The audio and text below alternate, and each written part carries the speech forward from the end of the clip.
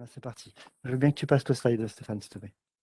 Voilà, donc pour pouvoir suivre, je vous propose de poser des questions au fur et à mesure dans la section Q&R, donc questions et réponses. Et puis, si la question, je ne sais pas y répondre directement dans le chat, j'interviendrai pour demander à Stéphane des éclaircissements. Et il y a certaines questions qui seront juste posées à la fin pour pas trop couper Stéphane. Voilà, suivant l'opportunité de chaque question. Donc n'hésitez pas dans la rubrique Q&R que vous avez en bas à droite, normalement, à poser vos questions. Donc aujourd'hui, nous allons avoir une intervention d'Alexandra Bastien qui va vous présenter rapidement, en tant que chef produit à l'UGAP, les marchés de la sécurité. Donc moi-même, directeur marketing de Nomios, et Stéphane Prévost qui est Product Marketing Manager chez Stormshield. Bonjour.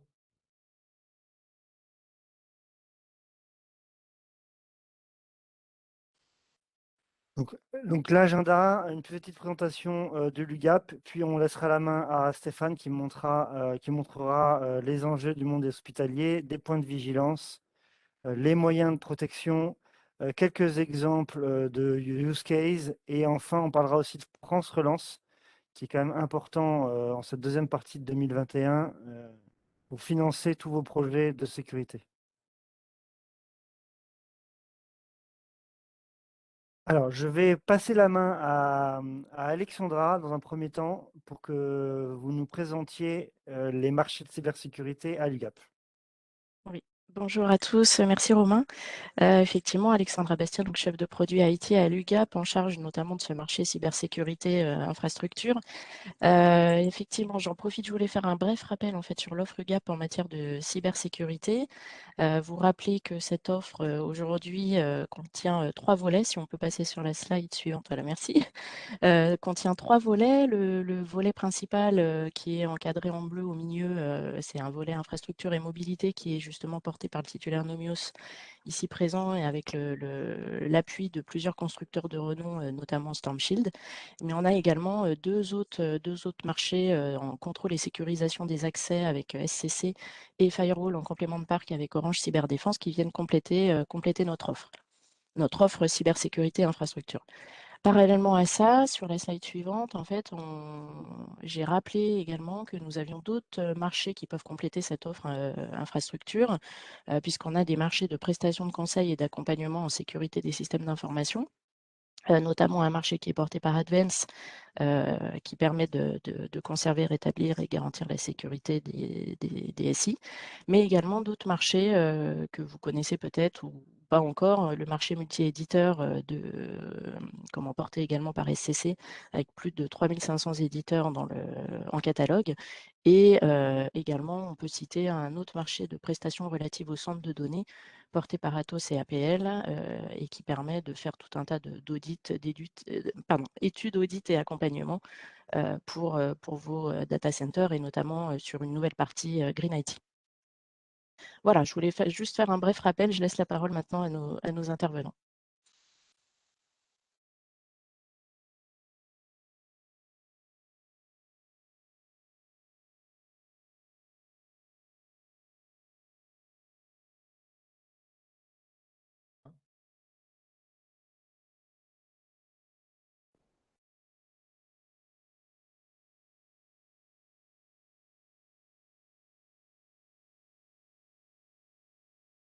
Non, on vous entend pas. Ah, excusez-moi, je suis désolé. Je me suis fait avoir par mon micro. Donc, je disais Nomios, en très rapidement, ce qu'il faut retenir, c'est qu'on est présent sur toute la France. Vous voyez tous les petits points noirs, ça correspond aussi à la présence normalement des personnes de l'UGAP, vos CSI ou vos CSH, qui sont vos relais. Et on peut intervenir sur toute la chaîne d'un projet en cybersécurité, de l'audit et au conseil en amont, en passant par l'intégration, le support, service manager. Voilà. Donc, ce qu'il faut retenir, c'est qu'on est vraiment en local partout en France pour vous accompagner. Tu passes.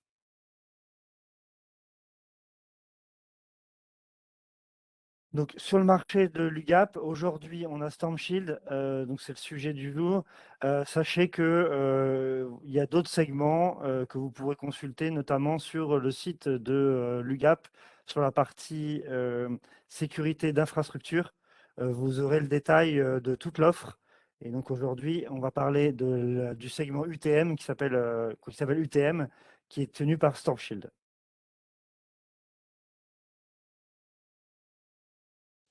Alors, au-delà, tiens, je veux bien que tu fasses tout afficher, excuse-moi. Au-delà des prestations de matériel ou de logiciels, il y a aussi des prestations de, intellectuelles au marché. Donc, en amont de vos projets, on peut faire des proof of concept, donc du prototypage, et des études. Donc, c'est la partie conseil. Au marché, il y a aussi tout ce qui est donc intégration avec une préconfiguration et un pré-étiquetage dans nos locaux si besoin, puis une personne qui intervient dans vos locaux pour installer le matériel. Enfin, une fois que c'est installé, on est capable de vous accompagner tous les jours dans l'exploitation avec support technique et maintenance, donc remplacement de matériel et puis ouverture de tickets pour vous résoudre vos problématiques. Mais on a aussi la possibilité de faire de la supervision à distance depuis notre centre qui est à Boulogne et à Lyon, donc en télésupervision, et téléadministration.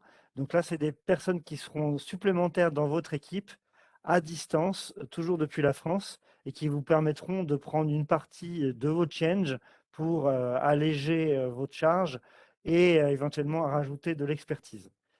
Euh, Ensuite, en transverse, on a une partie gestion de pilotage projet, donc qui vous permet, dans le cas de très gros projets d'infrastructure sécurité, d'avoir une personne qui vous accompagne pour tenir vos délais.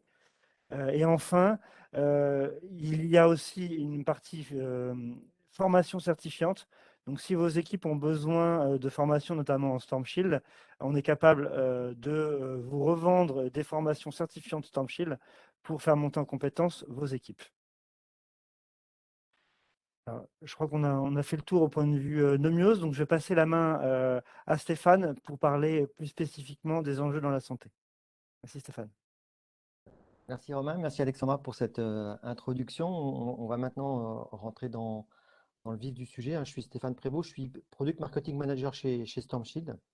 Donc, je vous invite à découvrir comment sécuriser ou améliorer le niveau de sécurité de votre infrastructure hospitalière en commençant par les enjeux. Donc, d'abord les enjeux cyber, puis ensuite on verra les enjeux technologiques.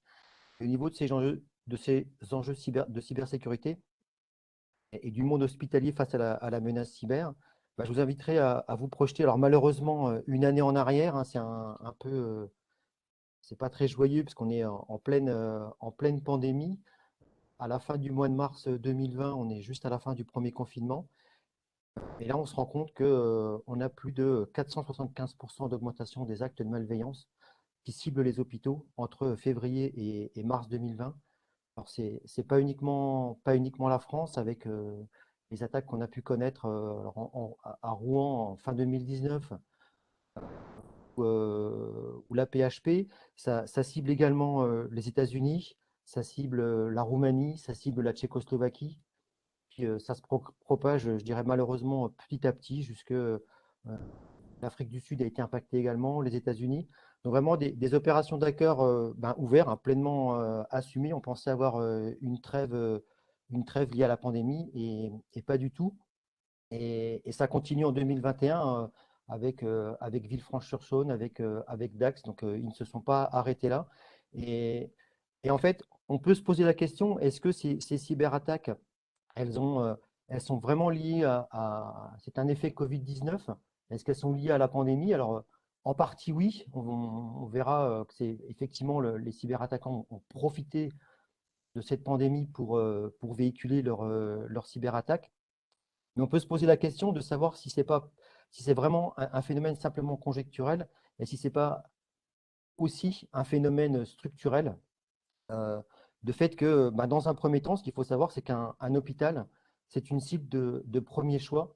Un cyberattaquant, il cherche pour la plupart à faire de l'argent. qui cherchent à rentabiliser leurs attaques. Et le fait de cibler des organisations qui ont un besoin vital que leur système d'information fonctionne, pour que l'hôpital fonctionne correctement, pour qu'on puisse prendre en charge des patients, pour qu'on puisse soigner des patients, on a besoin d'un système opérationnel fonctionnel. Et quand le cyberattaquant va mettre à mal ce système d'information et quand il va venir demander une rançon, malheureusement, les dirigeants des hôpitaux ont tendance alors pas tous, hein, mais ils ont tendance à payer la rançon de manière à rétablir le plus rapidement possible l'infrastructure pour continuer à prodiguer des soins aux patients. Donc c'est une cible de choix, et c'est une cible de choix de par le fait que ces hôpitaux ils contiennent les données des patients, donc qui sont des données à risque. On connaît tous la part particulière qu'ont ces données dans le règlement général pour la protection des données à caractère personnel. Elles ont vraiment un poids particulier, et elles ont un poids particulier donc pour vous, mais également pour les cyberattaquants. Ce qu'il faut savoir, c'est que, par exemple, récupérer un dossier sur un patient, vous pouvez connaître, par exemple, s'il a une maladie grave, on peut lui envoyer, enfin, l'attaquant peut lui envoyer un email en lui disant, voilà, vous avez une maladie chronique ou une maladie grave, est-ce que votre employé est au courant que la personne qui reçoit cet email, elle va potentiellement se trouver dans une mauvaise posture et payer une rançon. Donc, c'est des données qui sont exploitées par les cyberattaquants. Donc les données patients en tant que telles, mais aussi toutes les données qui sont liées à la recherche, hein, quand on fait des essais cliniques, quand on fait des essais sur des protocoles curatifs, c'est des données qui sont souvent peuvent être exploitées par les cyberattaquants une fois qu'ils les ont exfiltrées pour les revendre sur le dark web ou faire du chantage en disant voilà, j'ai récupéré telle donnée patient, je vous invite à payer la rançon pour les récupérer. Donc vraiment des enjeux face à la cyber qui existent, hein, de par le fait que les hôpitaux sont une cible de premier choix, mais également ils sont exacerbés par les enjeux technologiques que connaissent aujourd'hui le monde hospitalier, avec notamment la transformation numérique du monde hospitalier. Cette transformation numérique, elle vise avant tout à apporter des promesses, hein, des promesses sur la e-santé avec l'amélioration des soins et l'amélioration de l'expérience du patient au travers d'hôpitaux intelligents, grâce à des dispositifs médicaux qui sont maintenant connectés, qui sont pilotés à distance, qui peuvent être automatiques, hein. Je pense aux pompes à insuline. Alors, c'est peut-être pas forcément lié à un hôpital, mais c'est des dispositifs qui existent et qui prennent automatiquement des prises de sang automatiques, et en fonction du degré, du résultat, va injecter plus ou moins d'insuline. Ça se trouve donc bien évidemment dans les hôpitaux avec des robots chirurgicaux, avec des machines anesthésiantes qui sont connectées, enfin bon, là, des dispositifs de plus en plus connectés, des dispositifs connectés au niveau de la gestion du bâtiment, et on verra toute l'importance que ça a au niveau des points de vigilance.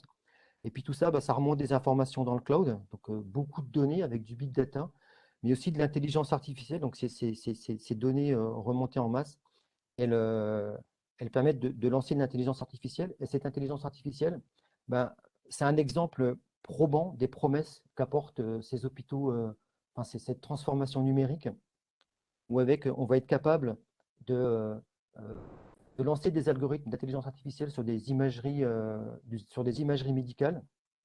Et on a constaté dans 30% des cas qu'avec l'intelligence artificielle, on était capable de détecter une tumeur bien avant la détection par le médecin. Et on sait que dans ce type de maladie comme le cancer du sein, la détection précoce des tumeurs augmente grandement le chance de guérison. Donc c'est vraiment un pas important au niveau des soins. Deuxième volet que j'ai voulu illustrer ici sur les promesses mesurables via cette transformation numérique, c'est la prise de rendez-vous par Internet, hein. On ne fait pas de publicité sur une plateforme connue, mais le fait de pouvoir se connecter depuis chez soi en tant que patient et de choisir son rendez-vous, on est plus serein, on a son agenda sous les yeux, on est capable de prendre son rendez-vous sans contrainte. Donc ça favorise la prise de rendez-vous. On a constaté euh, sur une étude réalisée auprès de la PHP une augmentation de 7,5% des prises de rendez-vous. Et dans le même ordre d'idées, quand on prend soi-même son rendez-vous, on a pu organiser son agenda, et donc on constate une diminution de l'annulation des rendez-vous. Donc vraiment une amélioration apportée par cette transformation numérique. Et quand cette transformation numérique elle se conjugue à l'enjeu cyber, En fait, le fait d'amener de la transformation numérique, ce qu'on appelle ouvrir le système d'information, hein. Quand on imagine une plateforme de prise de rendez-vous, ben, il faut bien que cette plateforme de prise de rendez-vous, on puisse la connecter avec l'agenda du médecin. Donc, c'est une interconnexion avec des systèmes qui sont sur Internet et des systèmes qui sont au sein du système d'information. Donc, tout ça, ça favorise ce qu'on appelle l'augmentation des surfaces d'attaque. Et donc, ça ouvre des portes aux cyberattaquants. Et c'est ce qui fait que ben, les hôpitaux, c'est un milieu hypersensible aux cyberattaques. Donc, de par ces enjeux vis-à-vis de la cybersécurité, donc cette cible de premier choix, le fait qu'on stocke enfin, qu'il y ait des données patients qui sont accessibles, le fait qu'on est dans une transformation numérique qui va augmenter la surface d'attaque. Et, euh, et pour illustrer cette hypersensibilité, je vous invite à consulter un site interactif qu'on a mis en place chez Stormshield. Vous pouvez y accéder via l'adresse URL qui est notée ici, hein, healthcare.stormshield.com. Romain vous a dit que vous pourrez récupérer la présentation, donc vous pourrez prendre connaissance de cette URL. Vous allez pouvoir découvrir au travers de vidéos, au travers d'interviews, tous les enjeux cyber et notamment autour de ces surfaces d'attaque dont je viens vous parler. On vous explique ce qu'elles sont, on les catégorise et donc on vous explique en quoi elles sont importantes. Une fois qu'on a vu ces enjeux et cette hypersensibilité à, à la cybersécurité et aux menaces cyber, bah, je vous invite à découvrir ensemble les faiblesses des infrastructures hospitalières qu'on a pu constater chez nos clients et donc les points de vigilance que ça va pouvoir amener. Le premier point de vigilance, il est lié à la perméabilité des réseaux. On en a parlé pour l'interconnexion entre les réseaux. Donc, on a parlé du réseau interne et Internet, mais ce qu'il faut savoir, c'est que, enfin, vous savez certainement mieux que moi, c'est que dans un hôpital, on va avoir des réseaux qui cohabitent, un réseau public pour les usagers quand ils viennent en consultation, un réseau public pour les patients quand ils sont dans leur chambre, ils doivent pouvoir accéder à Internet pour donner des nouvelles sur les réseaux sociaux à leurs proches, se connecter à leur plateforme de streaming pour que le temps passe plus vite. Et on a constaté chez certains de nos clients, quand on est arrivé pour mettre en place leur projet cyber, bah, que souvent ces réseaux publics, ils étaient pas cloisonnés, ils étaient interconnectés au réseau interne. Donc, le réseau interne, c'est ce qui va permettre à l'hôpital de fonctionner, hein. Ça va être la prise de rendez-vous, ça va être la programmation des interventions, ça va être la gestion des admissions, la gestion des sorties. Donc, imaginez un hacker qui vient juste se mettre dans une salle d'attente et puis depuis le réseau public Wi-Fi de l'hôpital, il va être capable de se connecter très simplement et très facilement au réseau interne. Cette perméabilité, elle s'étend aussi au réseau opérationnel. Quand on parle de réseau opérationnel dans le monde de l'hôpital, c'est tout ce qui permet de faire fonctionner l'hôpital. Et là, on a énormément d'équipements. Donc, en plus des équipements biomédicaux connectés dont j'ai déjà parlé, mais on va retrouver un ensemble de matériel qui vise à faire fonctionner l'hôpital. Je pense au contrôle d'accès, je pense aux ascenseurs, je pense à la sécurité de l'incendie, et je pense surtout au système de ventilation qui a toute son importance vis-à-vis de la présence des bactéries au sein de l'hôpital et toute les contraintes très strictes en matière de climatisation pour les, pour les salles d'opération. Donc tous ces systèmes cohabitent au sein du système opérationnel, ils cohabitent avec le réseau interne, ils cohabitent avec le réseau Wi-Fi. Donc la perméabilité des réseaux, c'est vraiment important pour cloisonner ces réseaux, pour empêcher un attaquant qui serait sur le réseau public Wi-Fi de venir accéder au système opérationnel et venir prendre contrôle d'un dispositif médical connecté. Ce qu'il faut savoir, c'est que sur ces infrastructures, sur ces dispositifs médicaux connectés, euh, historiquement, c'était des équipements qui n'étaient pas prévus pour être connectés, hein. Quand on prend une pompe à morphine, quand on prend un bloc d'anesthésie, ben, à la base, il était pas connecté. Donc, ils ont évolué. Aujourd'hui, on est capable de les piloter à distance. Ils présentent ce qu'on appelle des piles de protocoles de communication, notamment ce qu'on appelle la pile TCP/IP. Et on a détecté on a constaté sur certains de ces équipements des défaillances, donc des vulnérabilités, des faiblesses au sein de la pile TCP/IP qui permettaient à un cyberattaquant de se connecter à distance sans avoir besoin de s'authentifier. Donc, sans avoir besoin de s'authentifier, il pouvait se connecter directement sur le système d'anesthésie Et à partir de là, ben, gérer les dosages, être capable de modifier les paramètres et donc d'agir sur l'information qui est transmise à l'anesthésiant et donc de potentiellement mettre à mal la vie du patient, de mettre en danger la vie du patient. C'est des choses qui ont été constatées. Et quand un cyberattaquant prend contrôle de ce type de dispositif, ben, vous imaginez bien que quand il va dire, ben voilà, j'ai pris contrôle et j'ai entre mes mains la vie des patients, ben la décision, elle est rapide. Donc il faut, pour aller dans le sens du cyberattaquant, donc voilà, c'est des précautions à prendre au niveau de ces dispositifs médicaux connectés. Et donc ces vulnérabilités, cette perméabilité des réseaux. Ça, c'est un premier volet en termes de vigilance. Et puis le deuxième volet, il est plus lié aux usages liés aux humains, le fait que notamment euh, ils sont autorisés à amener leurs propres terminaux au sein de l'hôpital et de se connecter au système d'information. Donc c'est une pratique qu'on constate dans plus de 71% des hôpitaux sur une étude qui a été menée en 2019, je crois. Euh, et ce qu'il faut savoir, c'est que ces terminaux, ils ne sont pas du tout maîtrisés par le système informatique. Donc, on ne sait pas ce qu'il y a dessus. Ils peuvent potentiellement véhiculer des malwares. Et donc, quand un terminal qui n'est pas connu, qui n'est pas maîtrisé, il se connecte sur le système d'information, ben, le malware, il peut se propager très, très facilement au sein du système d'information. Et même si cette pratique, on met en place des restrictions sur l'usage des terminaux personnels, bah, dans certains cas, donc on voit pour 2 infirmiers sur 5 et 3 médecins sur 5, ils n'outrepent cette interdiction et ils continuent à connecter leurs terminaux personnels au système information de l'hôpital. Au niveau du Bring Your Own Device, je prendrai aussi le cas du médecin qui qui va rentrer chez lui après une journée bien chargée. Il va vouloir se connecter depuis son domicile au système d'information de l'hôpital pour prendre les dernières informations sur les dernières opérations qu'il a pu faire juste avant de partir. Et donc là, bah, c'est pareil, c'est un réseau qui n'est pas du tout maîtrisé, qui va se connecter au système d'information. Donc ça aussi, c'est un point de vigilance à prendre en compte. Ce point de vigilance, il est complètement lié au facteur humain, qui est donc un des vecteurs d'attaque que vous pourrez découvrir sur le système interactif sur healthcare.stampshield.com. C'est un vecteur privilégié par les cyberattaquants où ils vont chercher à détourner la vigilance d'une personne ciblée au sein d'une organisation pour venir perpétrer une attaque. Je prendrai comme exemple, imaginez-vous une personne qui est responsable de l'approvisionnement d'un hôpital. Nous sommes en mars 2000 ou en avril 2020, mars 2020. Il n'y a plus beaucoup de masques chirurgicaux. Et puis il reçoit un email d'une organisation avec laquelle il a l'habitude de travailler, hein, qui lui propose des masques chirurgicaux. Juste à cliquer sur un lien pour aller se connecter, pour passer commande. Face à l'urgence, il va cliquer sur le lien. Il va tomber sur un site web qui ressemble trait pour trait au site web sur lequel il a l'habitude d'aller pour passer ses commandes.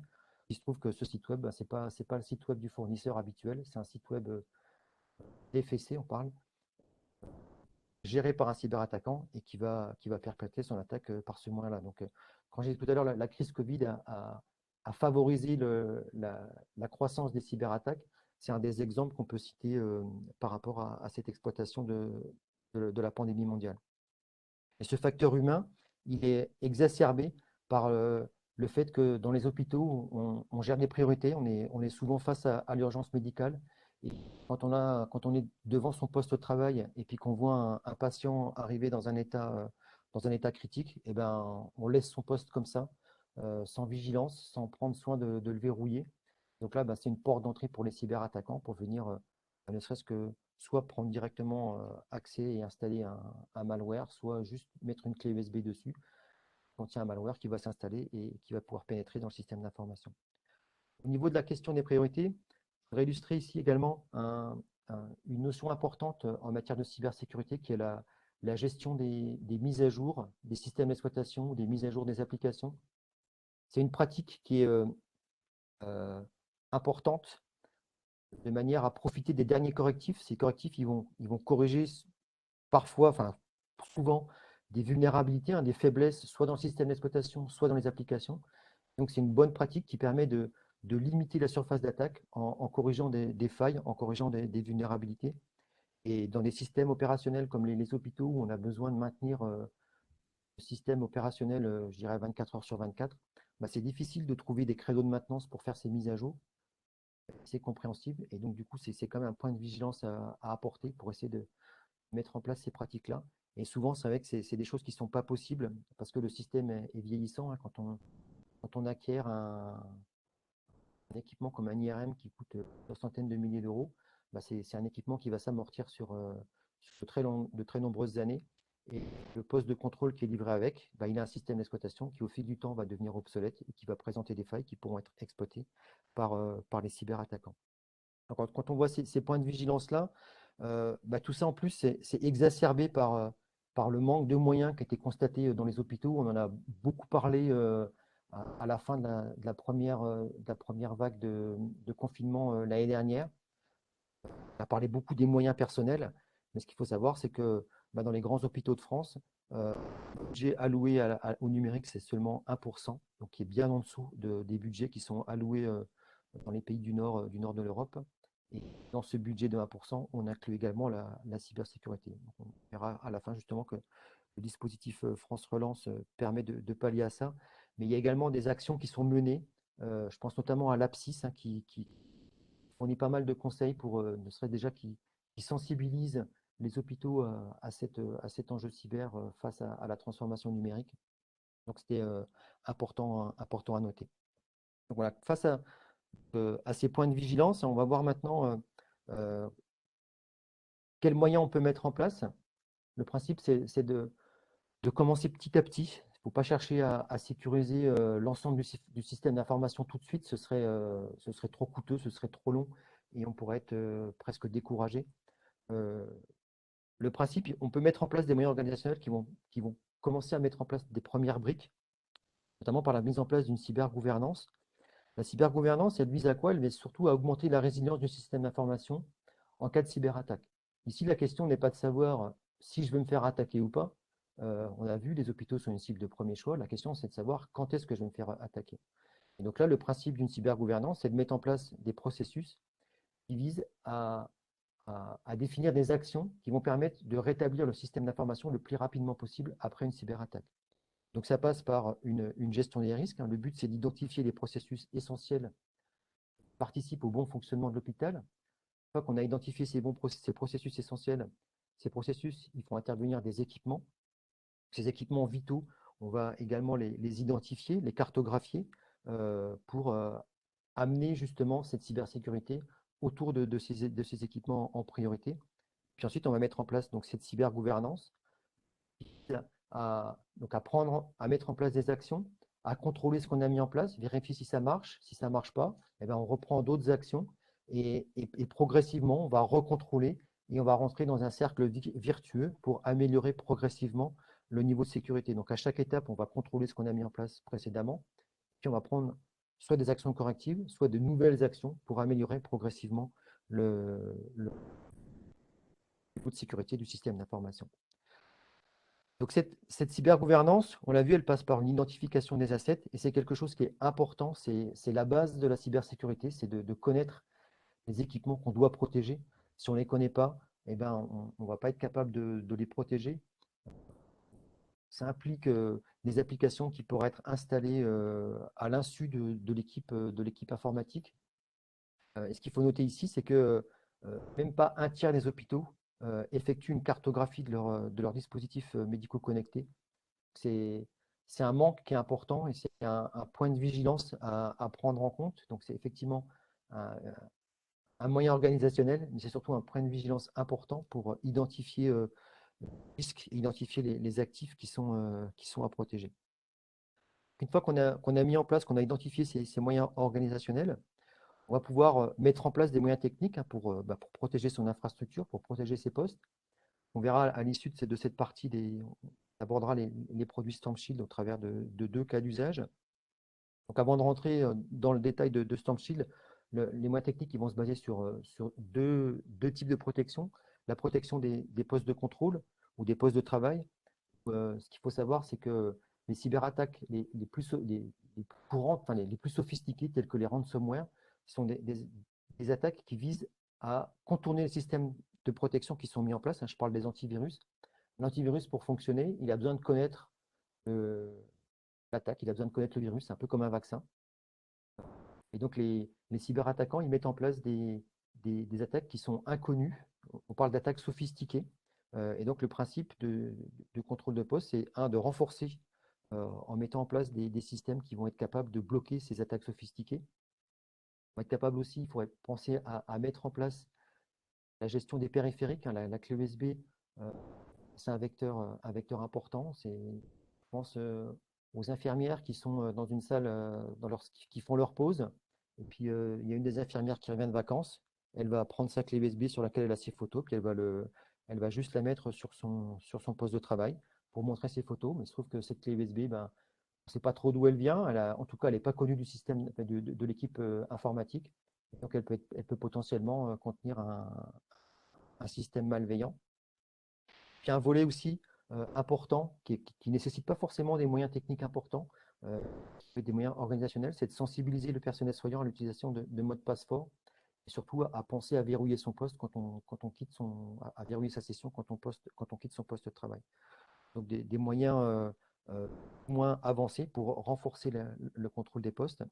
Et puis le deuxième grand axe sur les moyens techniques, ça va être la segmentation du réseau. On a parlé tout à l'heure de perméabilité. Le principe ici, c'est d'isoler les réseaux les uns par rapport aux autres pour complexifier la tâche de l'attaquant quand il va vouloir pénétrer dans le système d'information. Donc, en mettant en place des équipements de protection réseau, on va venir d'une part isoler les réseaux les uns par rapport aux autres et donc contrôler les flux qui sont autorisés à transiter d'un réseau vers un autre. Puis par là même, on va venir complexifier la tâche de l'attaquant quand il va vouloir pénétrer dans le système d'information. Donc StormShield, pardon, on se positionne sur ce type de protection. StormShield, on est le premier éditeur français pure player en cybersécurité. Donc on est le choix européen de la cybersécurité. On est une filiale à 100% groupe Airbus, au sein de Airbus Cyber Security, ce qui nous amène une assise financière qui va être capable de vous accompagner dans la durée sur la protection de votre système d'information. Notre R&D, notre centre de support sont basés en France. Dans le monde, on est présent dans plus de 40 pays. StormShield, c'est plus de 300 collaborateurs dans le monde et c'est surtout 800 partenaires actifs, dont Nomios. Ça fait partie de nos atouts de s'appuyer sur nos partenaires qui vous connaissent, qui ont une proximité avec vous. Ils ont une proximité avec nous car ils connaissent très bien nos produits. Romain a parlé des formations sur nos produits, donc ils connaissent très bien nos produits, ils connaissent très bien vos besoins. Donc c'est un de nos atouts de s'appuyer sur des partenaires comme Nomios, vous accompagner dans la cybersécurité et la protection de votre système d'information. StormShield, donc c'est une offre de sécurité complète. Je reviendrai en détail sur StormShield Network Security pour la protection des réseaux et StormShield Endpoint Security pour la protection des postes de travail.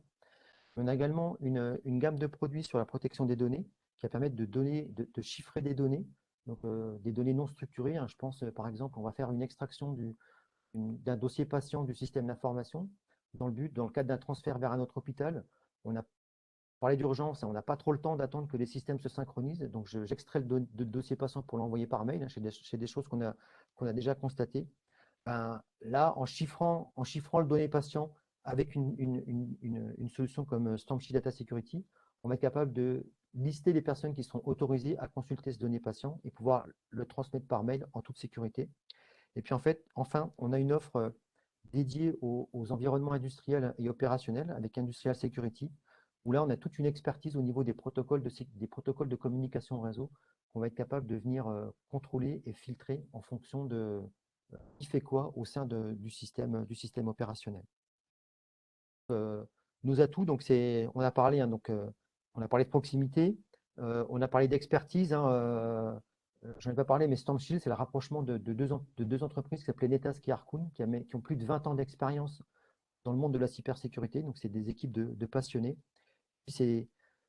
Nos atouts, c'est la confiance que nous porte l'État. Nous avons vocation à faire qualifier nos produits. Tous nos produits sont qualifiés par l'ANSSI. de manière à vous amener ce niveau de confiance que nous accorde l'État pour l'amener au sein de votre système d'information. Et, euh, et donc, au niveau de Storm Network Security, donc c'est un ensemble d'équipements de sécurité, plus ou moins gros. La taille va dépendre de la performance apportée par l'équipement et donc de la structure qu'on va être capable de protéger. On a des équipements qui sont dédiés aux environnements contraints sur la droite avec le CNI20, CNI40 et CNXR 1200 qui répondent à des contraintes en termes de température, d'humidité et de poussière. Il y en a également une offre pour protéger protéger les systèmes, les environnements virtuels. On parlait tout à l'heure de cloud computing dans la transformation numérique. On va être capable de déployer une image virtuelle, donc Elastic Virtual Appliance, sur un VMware, un Hyper-V ou même dans les marketplaces que sont Amazon, Microsoft Azure ou 3DS Outscale, qui est une plateforme SecNumCloud, donc qualifiée par l'ANSSI. L'avantage de nos produits, c'est qu'on n'a qu'un seul firmware qui tourne sur l'ensemble de la gamme. Donc, quel que soit le produit auquel vous allez faire face, vous allez avoir le même système d'exploitation, vous allez avoir le même firmware, vous allez avoir les mêmes fonctionnalités. On va être capable d'administrer de manière centralisée tous ces équipements avec notre solution Storm Shield Management Center, et être capable de collecter des incidents pour venir avoir des dashboards sur ce qui se passe sur les incidents de sécurité, sur ce qui se passe sur votre réseau, grâce à Storm Shield Log Supervisor. Ensuite, le deuxième produit sur lequel je vais me focaliser un peu plus, c'est Storm Shield Endpoint Security. On a parlé de renforcement de poste, le fait que les antivirus ne peuvent rien faire contre les ransomware, contre les attaques sophistiquées, car elles sont conçues pour contourner les moyens de protection traditionnels. Là, on va travailler sur ce qu'on appelle de l'analyse comportementale au niveau des appels système. Dès qu'un appel système anormal, comme par exemple un accès sur une zone de la base de registre qui n'est pas catholique, sur un accès mémoire illégitime, sur la détection d'une exploitation de vulnérabilité, bah là, on va être capable de la bloquer en temps réel, de manière proactive. Ce qu'il faut savoir, c'est ce qu'on appelle des attaques 0D1. C'est-à-dire les cyberattaquants exploitent des failles qui ne sont pas encore connues par le marché. Donc les antivirus n'ont pas de moyen de protection contre ce type d'attaque. Et donc nous, on va être capable de détecter ce comportement anormal pour venir le bloquer. Ensuite, on va être capable de venir avec Storm Shield Endpoint Security, de venir maîtriser les points d'accès Wi-Fi pour, par exemple, un peu drastique et n'autoriser que l'accès au Wi-Fi de l'hôpital, ou au contraire, autoriser les points d'accès Wi-Fi à l'extérieur. Par contre, automatiquement, on va venir augmenter le niveau de protection à partir du moment où le poste va venir se connecter sur un Wi-Fi qui n'est pas connu, donc qui n'est pas le Wi-Fi de l'entreprise ou de l'hôpital. Avec ce cas d'usage, avec ce type de protection, on va répondre, par exemple, au cas d'usage du médecin qui va se connecter depuis sa maison au système d'information au travers d'un tunnel VPN, donc pour sécuriser les communications, pour avoir accès au système d'information de l'hôpital. Quand on va détecter ce type de communication avec Storm Shield Endpoint Security, on va pouvoir bloquer toutes les autres communications. Ça empêche, par exemple, ce qu'on appelle les attaques par rebond. On pourra avoir un cyberattaquant qui pourra avoir, s'il avait installé un logiciel malveillant sur le poste de travail, il pourrait prendre ce qu'on appelle depuis son centre de command and control, il pourrait prendre possession du poste et se connecter via le tunnel VPN au système d'information. Et bien là, la connexion vers le centre de command and control, elle n'est pas possible parce qu'on va être capable de bloquer toute connexion autre que le VPN. Donc c'est un niveau de renforcement supplémentaire pour le poste de travail. Et puis on va être capable aussi de contrôler les périphériques et soit de bloquer tout usage des clés USB, soit de restreindre l'usage aux clés USB qui seront passées sur des sas de contamination, donc sur lesquels on aura mis des identifiants pour reconnaître que la clé USB a été scannée et considérée comme saine. Voilà ce qu'on peut dire au niveau des solutions Storm Shield. Maintenant, je vous invite à découvrir deux cas d'usage qui ont été mis en œuvre chez nos clients. Le premier, c'est le cas d'usage de la double barrière. Nous avons choisi ce cas d'usage-là parce qu'il illustre une recommandation par l'ANSSI qui recommande de mettre en place ce type de protection. Le principe, c'est de mettre en place deux firewalls l'un derrière l'autre pour protéger les accès depuis l'extérieur sur votre système d'information. L'avantage, c'est que ça permet, donc la recommandation, elle permet d'être conforme et surtout, ça permet à augmenter le nombre de barrières que l'attaquant devra passer quand il voudra pénétrer dans le système d'information. Et puis, ça permet aussi de mettre en place ce qu'on appelle une zone démilitarisée où on va pouvoir déployer sur cette zone-là des serveurs qui ont besoin d'être exposés à l'extérieur. Donc, en mettant en place ces deux types cette double barrière, on va être capable de contrôler les flux entrants et sortants à destination de ces serveurs exposés. Donc, je passe sur le contexte du client. On est sur un client d'hôpital donc un hôpital qui a besoin de renforcer son système de sécurité. Au niveau des retours d'expérience, donc en déployant un produit qualifié par l'ANSSI, bah déjà, il simplifie son homologation de son système d'information. Ce qu'il faut savoir, c'est que pour les hôpitaux, pour certains hôpitaux, partie de leur système d'information, ils doivent être homologués par l'ANSSI. Donc le fait de déployer des systèmes qualifiés par l'ANSSI simplifie la procédure d'homologation. Et puis sur ce cas d'usage, j'ai voulu illustrer aussi la proximité avec notre partenaire qui a favorisé les échanges, qui a favorisé l'identification des besoins, faciliter le déploiement de la solution double barrière, protéger et sécuriser le système d'information de cet hôpital. Et le deuxième cas d'usage, donc c'est un cas d'usage de micro-segmentation, donc lié à la perméabilité des réseaux qu'on a identifié comme un enjeu, comme un point de vigilance.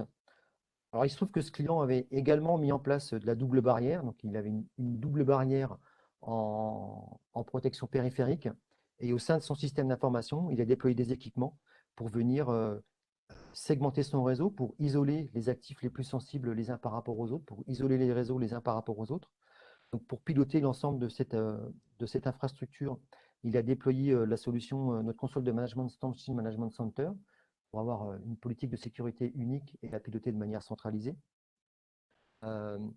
Puis, comme retour d'expérience, donc au niveau de la micro-segmentation, il a déployé auprès des équipements bioconnectés un équipement qui s'appelle le SNI 40 qui offre la capacité d'avoir une fonction de ce qu'on appelle de bypass, qui sert en cas de défaillance de l'équipement.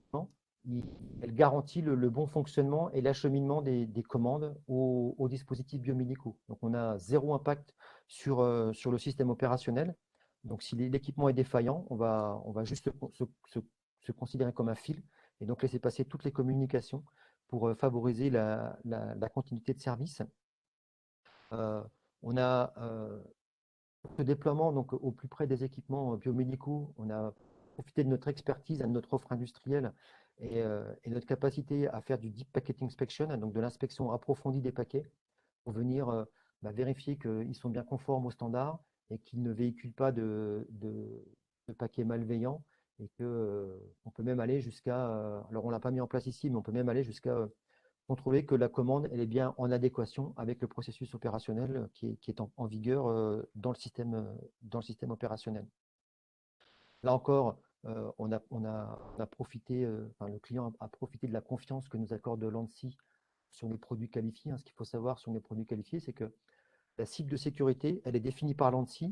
Et donc la cible de sécurité, c'est les composants qui font partie du process de qualification et qui seront visés par l'ANSSI.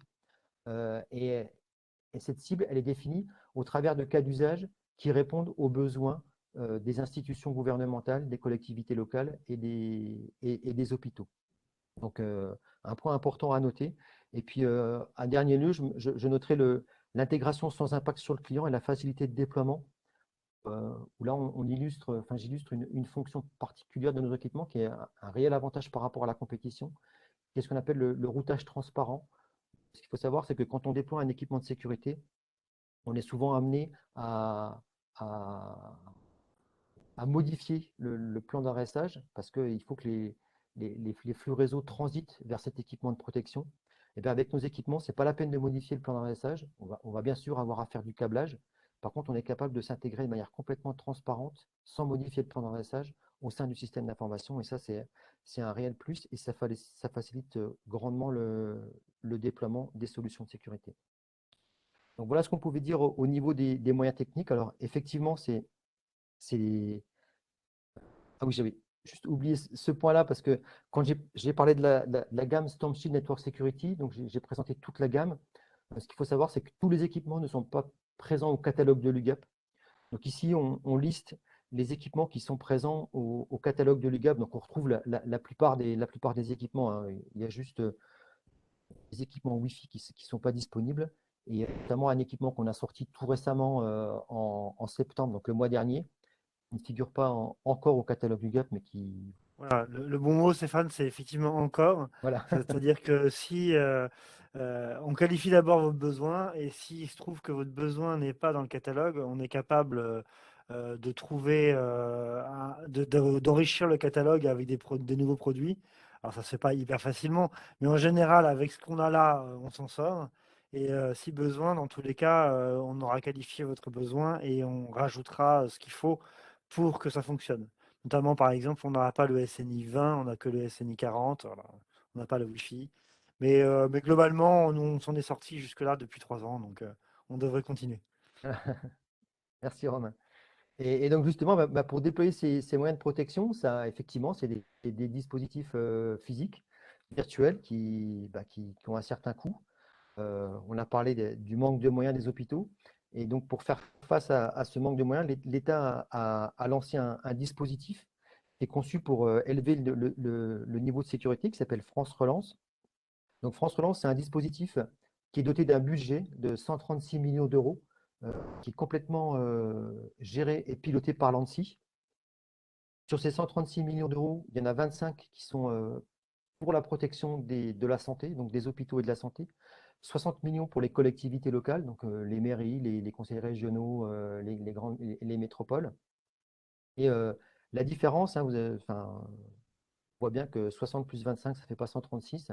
En fait, la différence sert à financer des cercles régionaux qui vont être déployés par l'ANSSI pour amener une expertise de cybersécurité au sein des régions.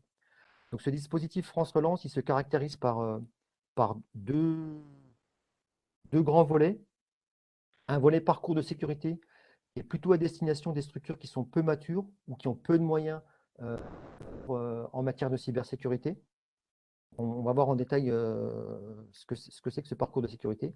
Et puis le deuxième volet, c'est l'appel à projet, qui lui est plus destiné aux structures matures, qui ont déjà déployé des systèmes de protection plus ou moins importants et qui visent à renforcer le niveau de sécurité.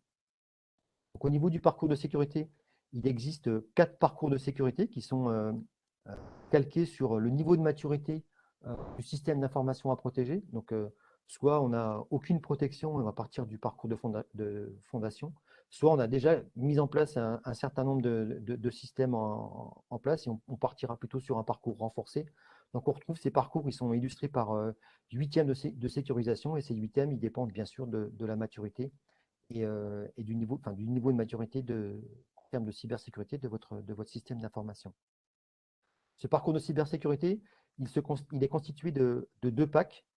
Donc un pack initial qui va surtout servir à auditer votre système d'information, donc à mesurer à mettre en place les points de vigilance, à mesurer les vulnérabilités et les faiblesses de votre système d'information en matière de cybersécurité et de vous fournir des recommandations euh, pour améliorer sa sécurité. Ces recommandations, elles passent souvent par le déploiement de solutions de sécurité. Et là, pour ce faire, on va faire appel au pack relais.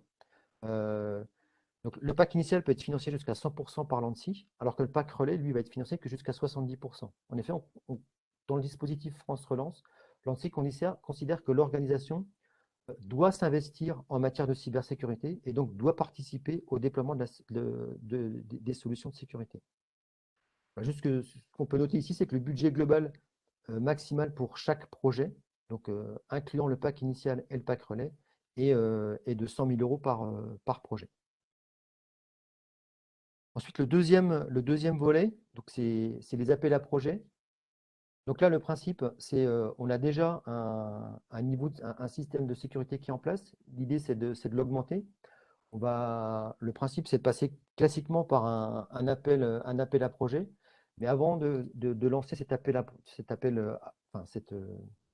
projet, cet AO en fait, ou cette offre de marché, on va passer par la rédaction d'un appel à projet qu'on va soumettre à un jury qui est présidé par l'ANSSI. Et donc, suite à ce jury, il va accorder le financement, en partie ou pas. Donc là, c'est pareil, hein. Au maximum, l'ANSSI peut financer que jusqu'à 70% du projet. Le principe, c'est de conserver cette implication de l'organisation dans le déploiement des solutions de cybersécurité. Une fois que le dossier a été accepté par l'ANSSI, vous pouvez passer classiquement sur la mise en œuvre de ce projet, soit en contractualisant en fonction des codes de marché public, soit au travers du marché comme le GAP, etc., etc. Donc après, ça suit le cours classique d'un projet, je dirais, IT.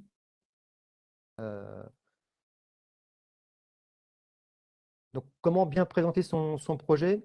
Il faut montrer, donc, notamment sur les appels à projets, qu'on a la maturité qu'on a au niveau du système d'information, le fait qu'on a des équipes informatiques qui sont dédiées à la cybersécurité, le fait qu'on veuille renforcer notre niveau de sécurité avec les points qu'on a identifiés. Et si on a un audit, c'est encore mieux. Et le fait de dire, ben voilà, c'est sur ce point-là que je veux me focaliser pour augmenter de sécurité. La capacité de cofinancement, on en a parlé. Et puis, bien sûr, on parle d'un projet. Donc, voilà, il faut amener des solutions précises sur qu'est-ce qu'on veut protéger, la façon dont on va procéder en termes de projet pour favoriser et que l'ANSSI ait toutes les informations pour prendre sa décision. Donc, chez Stormshield, on est en train de travailler.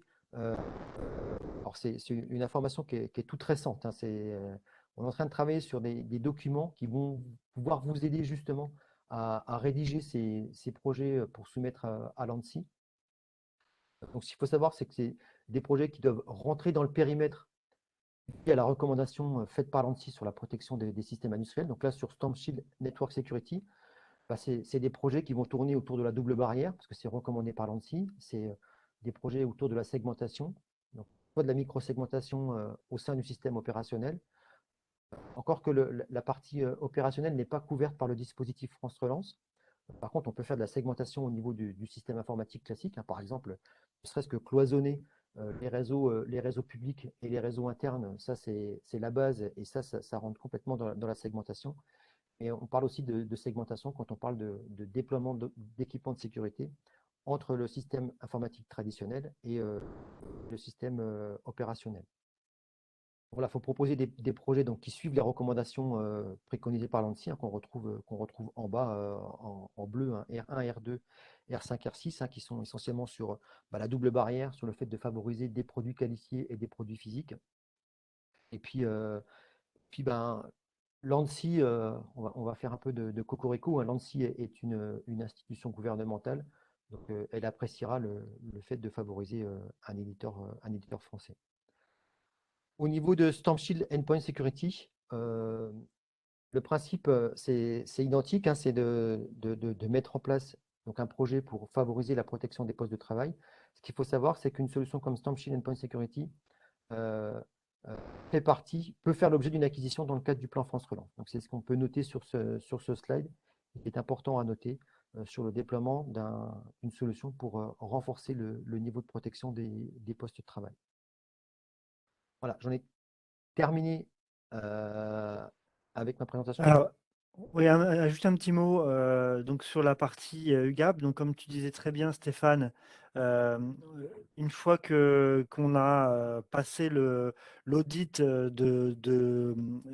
effectué avec l'ANSSI, on passe à la phase de PAC initial ou de PAC ou de parcours de sécurité en tout cas. Et donc là, vous pouvez passer par l'UGAP pour réaliser les prestations. Alors, il se trouve que voilà, je vous envoierai aussi donc les slides.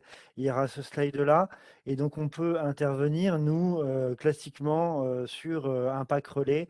En fait, on a été Nomios identifié comme prestataire terrain, c'est-à-dire qu'une fois que l'ANSSI a validé votre projet, il vous proposera des intervenants régionaux que vous pourrez choisir pour ensuite intervenir chez vous. Et donc, nous, on s'est positionné Nomios partout en France, puisqu'on a des agences partout en France, techniques et commerciales. Et donc, vous aurez la possibilité de passer soit en direct par nous, soit par l'UGAP pour réaliser vos prestations. Euh, donc, je ne sais pas si vous avez des questions. Pour l'instant, les questions ne sont pas forcément arrivées. Donc, je vous rappelle en attendant les questions que nous avons enregistrées, qu'on vous diffusera l'enregistrement cet après-midi ou demain, normalement, via le GAP, ainsi que tous les slides. Donc, n'hésitez pas à les partager. Si vous avez des questions après ça, il y a il y a un ensemble de personnes qui sont à votre disposition. Il y a évidemment les personnes de Storm Shield avec Stéphane. Il y a tous vos correspondants de l'UGAP, donc les CSI et les CSH, qui seront relayés vos questions. Et puis, vous pouvez évidemment aussi nous poser des questions, nous, Nomios, et on saura vous accompagner pour trouver la bonne solution à votre problématique. Alors, on est pile à l'heure, c'est parfait. Je vois malheureusement pas de questions, ça veut dire que j'espère que tu as été limpide, Stéphane. Et Merci. autrement, n'hésitez pas à nous les faire parvenir par mail. Donc, normalement, c'est Noémie qui devrait vous envoyer un mail de l'UGAP, de la part de l'UGAP. Soyez vigilants pour pouvoir rebondir dessus si vous avez des questions. Alexandra, si vous voulez rajouter quelque chose.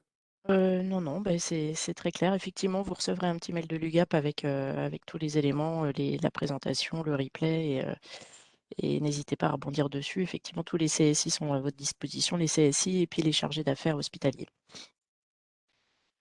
Merci à tous. À très bientôt. Alors, normalement, on a un prochain rendez-vous sécurité qui sera, si je ne me trompe pas, au mois de novembre, avec la partie plutôt sécurité des applications et disponibilité des applications, avec nos amis de F5. Voilà, donc vous aurez une promotion de la part de l'UGAP très, très bientôt.